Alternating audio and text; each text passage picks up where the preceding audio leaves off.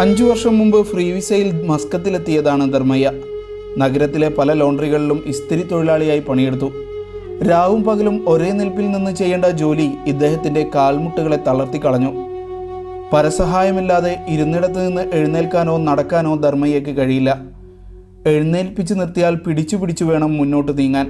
കാൽമുട്ടുകൾക്കൊപ്പം നട്ടെല്ലിനും തകരാറുള്ളതിനാൽ ഇദ്ദേഹത്തെ എത്രയും പെട്ടെന്ന് ഇന്ത്യയിലെത്തിച്ച് ചികിത്സ നൽകണമെന്നാണ് മസ്കത്തിലെ ഡോക്ടർമാർ നിർദ്ദേശിച്ചത്. എന്നാൽ പൗരത്വം തെളിയിക്കാൻ പാസ്പോർട്ടോ സ്പോൺസർ ആരെന്ന് കണ്ടെത്താൻ ലേബർ കാർഡോ ധർമ്മയ്യയ്ക്കില്ല. ആകെയുള്ളത് നാട്ടിലെ റേഷൻ കാർഡിൻ്റെ ഈ പകർപ്പാണ്. ആന്ധ്രാപ്രദേശിലെ നിസാമാബാദ് ജില്ലയിലെ ഗംഗരമാത ഗ്രാമത്തിലാണ് തൻ്റെ വീടെന്നും വീട്ടിൽ 3 മക്കളും ഭാര്യയും വൃദ്ധരായ മാതാപിതാക്കളുമുണ്ടെന്ന് ഇദ്ദേഹം പറയുന്നു. दो बेटी एक बेटा माँ वैसे बुढ़ा है बाबा तो नहीं है. 5 മാസമായി മസ്കത്തിലെ ഒരു കെട്ടിടത്തിന് മുകളിൽ ഉത്തരേന്ത്യക്കാരായ അലക്ക് തൊഴിലാളികളുടെ കാരുണ്യത്തിലാണ് ധർമ്മയ്യ കഴിയുന്നത്. ഇവർ കിടപ്പാടവും ഭക്ഷണവും നൽകുന്നു.